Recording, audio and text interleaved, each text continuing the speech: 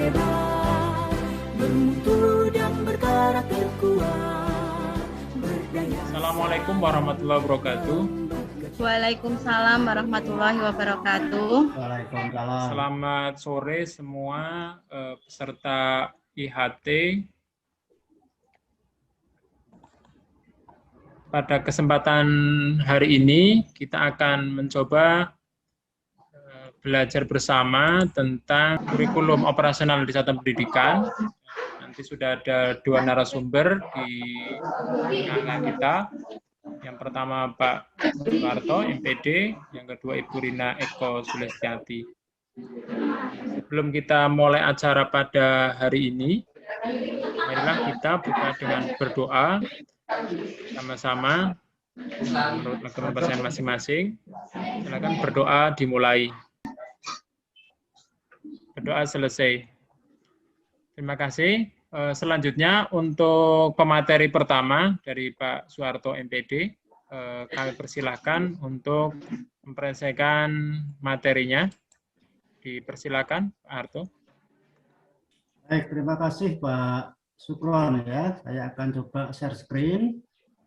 Prinsip pengembangan kurikulum operasional di Satuan Pendidikan yang sekarang menjadi bentuk dokumen di program sekolah penggerak atau sekolah pusat keunggulan yang kita singkat dengan POS. Ada beberapa hal yang perlu diketahui di dalam penyusunan dokumen ini. Jadi ada beberapa prinsip di dalam pengembangan kurikulum operasional Satuan Pendidikan. Yang pertama adalah bahwa kurikulum harus berpusat pada peserta didik. Artinya, semua apa yang kita rancang, apa yang kita akan lakukan, maka semuanya bermuara pada peserta didik. Dan harus memenuhi potensi, kebutuhan perkembangan dan tahapan belajar, serta kepentingan peserta didik. Kemudian, sekarang yang perlu kita perhatikan adalah mengenai profil pelajar Pancasila. Ini harus selalu menjadi rujukan pada semua tahapan dalam penyusunan kurikulum operasional di Satuan Pendidikan. Yang kedua, kurikulum harus kontekstual. Artinya apa? Menunjukkan kekhasan dan sesuai dengan karakteristik Satuan Pendidikan, konteks sosial budaya dan lingkungan, serta dunia kerja dan industri. Yang berikutnya adalah esensial. Jadi, semua unsur informasi penting utama yang dibutuhkan oleh para pemegang kepentingan tentang kurikulum yang digunakan di Satuan Pendidikan tersebut dapat diperoleh di dokumen tersebut. Jadi artinya bahwa dengan melihat KOS atau kurikulum operasional sekolah ini, pembaca sudah mendapat gambaran, bisa mengimajinasikan apa yang akan dilaksanakan di Satuan Pendidikan tersebut. Bahasanya lugas dan mudah dipahami, karena ini adalah kurikulum operasional, kemudian tidak mengulang naskah kutipan yang sudah ada di naskah lain. Kemudian yang berikutnya adalah akuntabel, bahwa semua yang dirancang itu dapat dipertanggungjawabkan karena berbasis data dan aktual. Kemudian melibatkan berbagai pemangku kepentingan. Jadi pengembangan kurikulum di Satuan Pendidikan melibatkan komite Satuan Pendidikan atau komite sekolah, kemudian berbagai pemangku kepentingan atau stakeholder, antara lain orang tua, organisasi, berbagai sentra industri, dan dunia kerja untuk SMK. Di bawah koordinasi dan supervisi Dinas Pendidikan atau kantor kementerian yang menyelenggarakan urusan pemerintahan di bidang agama sesuai dengan kewenangan. Demikian saya kira. Kemudian yang tadi disebutkan bahwa semua tahapan di dalam pelaksanaan kegiatan itu harus ujungnya adalah menjadi peserta didik memiliki profil pelajar Pancasila. Ya, jadi ini bisa dimulai dari sebagai acuan untuk merumuskan visi misi maupun tujuan di satuan pendidikan. Ada 6 dimensi yang harus ada di setiap tahapan kegiatan. Yang pertama adalah beriman, bertakwa kepada Tuhan Maha Esa dan berakhlak mulia. 2, berkebinekaan global. 3, bergotong royong. 4, mandiri. 5, bernalar kritis. 6 adalah kreatif. Jadi ini yang harus kemudian nanti mewarnai dalam setiap kegiatan yang ada di satuan pendidikan tersebut. Sehingga pada akhirnya bahwa terwujudlah profil pelajar Pancasila. Demikian Bapak dan Ibu yang bisa saya sampaikan di dalam paparan saya. Mudah-mudahan bisa dipahami dan silakan kalau ada pertanyaan bisa disampaikan. Terima kasih. Saya kembalikan kepada moderator. Terima kasih. Kami sampaikan kepada narasumber pertama, Bapak Suwarto. Untuk beliau kita kasih aplaus bersama. Untuk selanjutnya untuk narasumber kedua, kami persilakan Ibu Rina Eko Celestiati untuk menyampaikan materinya. Kami persilakan pada Bu Eko. Terima kasih Pak Sukron sebagai moderator. Assalamualaikum warahmatullahi wabarakatuh. Bapak Ibu. Waalaikumsalam warahmatullahi wabarakatuh. Peserta Diklat Bimtek SMK Pusat Keunggulan. Pada kesempatan hari ini, saya akan menjelaskan sedikit tambahan untuk mendukung apa yang sudah dijelaskan oleh Bapak Soeharto, yaitu tentang kurikulum operasional sekolah yang di dalamnya nanti ada struktur kurikulum seperti apa, seperti itu. Bisa dilihat untuk slide-nya, Bapak Ibu semua. Dapat terlihat ya? Sudah, Bu. Bisa. Ya, sudah. Ya, kalau sudah saya mulai lagi tentang struktur kurikulum dari SMK Sekolah Negara SMK Pusat Keunggulan. Jadi struktur kurikulumnya nanti ada perbedaan, yaitu meneruskan proses peningkatan kualitas pembelajaran yang telah diinisiasi kurikulum sebelumnya. Nah untuk itu di sini ada berbasis kompetensi pembelajaran yang nantinya lebih fleksibel, serta ada yang berbeda yaitu karakter profil pelajar Pancasila yang sesuai dengan cita-cita bangsa Indonesia ini. Untuk kurikulum yang berbasis kompetensi ini terdiri dari pengetahuan, keterampilan, dan sikap yang nantinya dirangkai dalam satu kesatuan proses, jadi tidak berdiri sendiri, yang dinyatakan dalam capaian pembelajaran. Pembelajaran yang fleksibel dalam arti maksudnya capaian pembelajaran itu bukan untuk kelas tingkatan, tapi di sini yang digunakan adalah fase. Fase itu belum tentu 1 tahun, tapi bisa 2 sampai 3 tahun.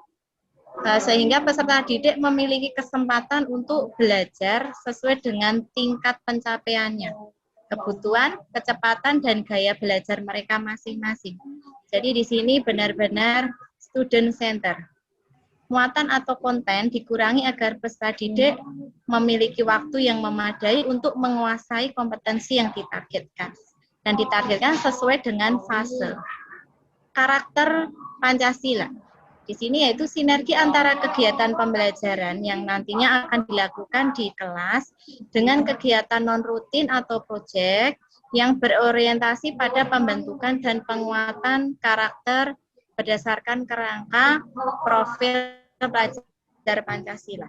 Jadi nanti ada beberapa kompetensi keahlian yang berubah di sini menjadi program keahlian. dan ada yang bersatu atau memecah. Nah, ini di sini untuk pembelajaran di Sekolah Penggerak dan SMK Pusat Keunggulan diorganisir berdasarkan struktur berikut ini, yaitu kemampuan lulusan sesuai dengan jenjang 2 KKNI, yaitu mampu melaksanakan suatu tugas spesifik dengan menggunakan alat dan informasi dan prosedur kerja yang lazim dilakukan, serta menunjukkan kinerja dengan mutu yang terukur di bawah pengawasan langsung atasannya, memiliki pengetahuan operasional dasar dan pengetahuan faktual bidang kerja yang spesifik, sehingga mampu memilih penyelesaian yang tersedia terhadap masalah yang lazim timbul. Bertanggung jawab pada pekerjaan sendiri dan dapat diberi tanggung jawab membimbing orang lain. Nah, penjabaran KKNI seperti ini, capaian di CP1, CP2, dan seterusnya. Pengembangan karakter dan budaya kerja berbasis profil pelajar Pancasila. Ini adalah strukturnya seperti ini ya.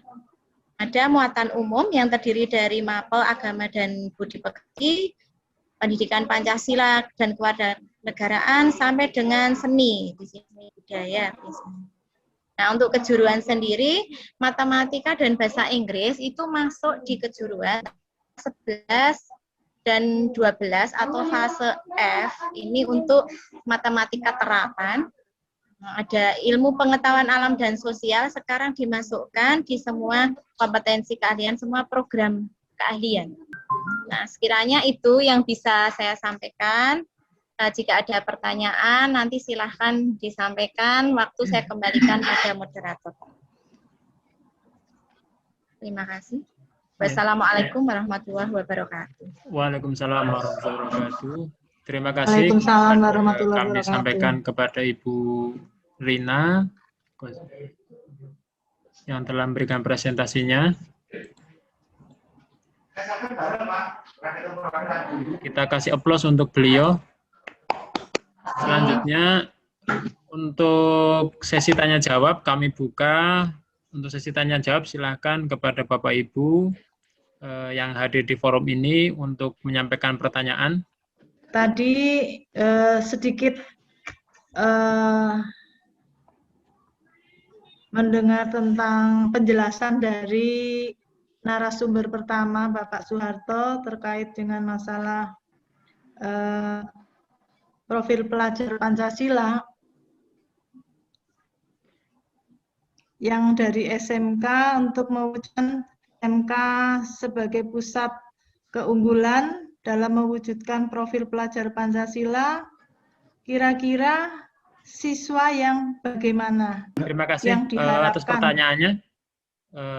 Sudah dicatat nanti kepada Pak Soeharto mungkin bisa memberikan penyampaian mungkin secara singkat, padat, dan jelas, Pak.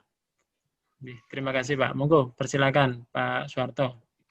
Ini adalah visi dari Kementerian Pendidikan kita tahun 2020-2024 bahwa Kementerian Pendidikan ingin membawa sebuah visi pendidikan Indonesia untuk bisa menghasilkan profil pelajar Pancasila. Intinya, Bapak dan Ibu, harapan ke depan bahwa anak-anak kita di samping memiliki sebuah keunggulan-unggulan di bidangnya masing-masing, tetapi secara umum dia memiliki sebuah profil yang disebut dengan profil pelajar Pancasila. Aset. Itu saya kira ya, Sri ya. Jadi kita tidak akan ke belakang, tetapi tadi sampaikan juga oleh narasumber kedua bahwa kita sebenarnya meneruskan dari apa yang sudah ada, ya, meneruskan, memperbaiki dan kemudian mempertajam lagi. Demikian saya kira Pak Sukron sebagai moderator, saya kembalikan waktunya. Dipersilakan. Terima kasih Bapak, kami sampaikan untuk penjelasannya. Mudah-mudahan jawaban dari narasumber bisa dipahami oleh penanya. Selanjutnya untuk sesi ini kita akhiri di sini. Untuk mengakhiri kegiatan meeting ini, maka kita akhiri dengan berdoa. Mudah-mudahan apa yang sudah disampaikan oleh narasumber pertama dan kedua bisa memberikan manfaat bagi kita semua. Mari kita tundukkan sejenak untuk berdoa. Mudah-mudahan semuanya lancar. Berdoa dimulai. Berdoa selesai. Ya, terima kasih kami sampaikan kepada Ibu Zimilianti yang telah ambil doa. Dengan ditutup dengan doa maka berakhir pada sesi kegiatan pada hari ini. Dari saya selaku moderator, maaf bila salah kata. Mari kita akhiri tutup dengan bacaan hamdalah. Alhamdulillahirrahmanirrahim. Wassalamualaikum warahmatullahi wabarakatuh.